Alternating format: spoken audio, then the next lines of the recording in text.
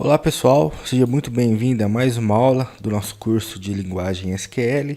Na aula anterior ali a gente começou a falar um pouquinho sobre as restrições ou constraints, se preferirem.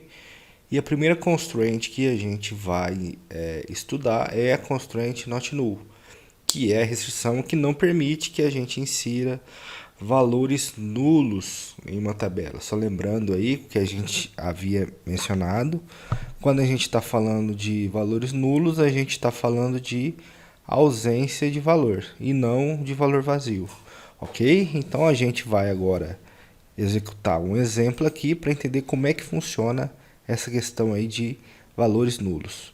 Então, a princípio aqui, o que a gente tem?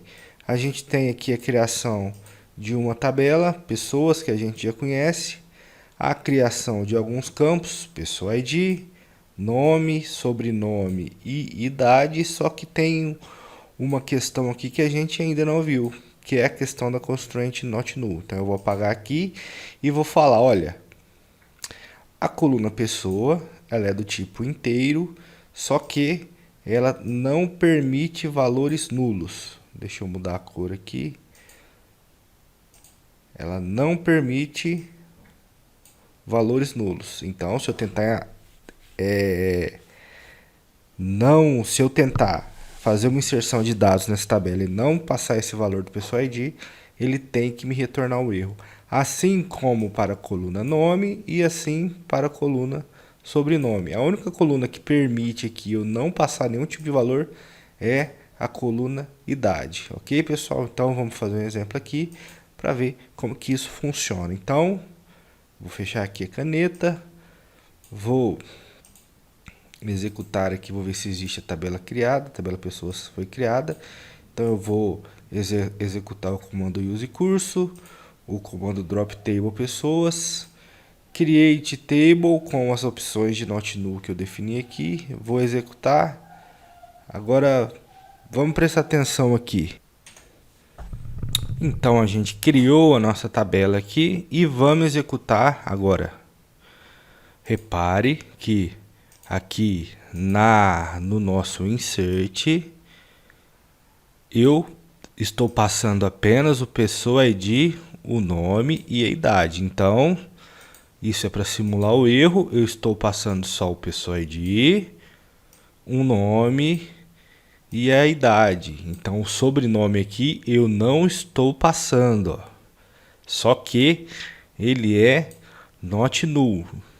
Opa, peraí que eu fiz no local errado aqui. Ele é not null. Então, como ele é não nulo, eu obrigatoriamente teria que passar um valor para essa coluna.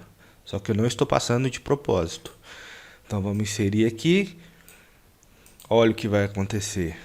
Vamos olhar o erro aqui, ó. O que ele falou para a gente aqui, ó.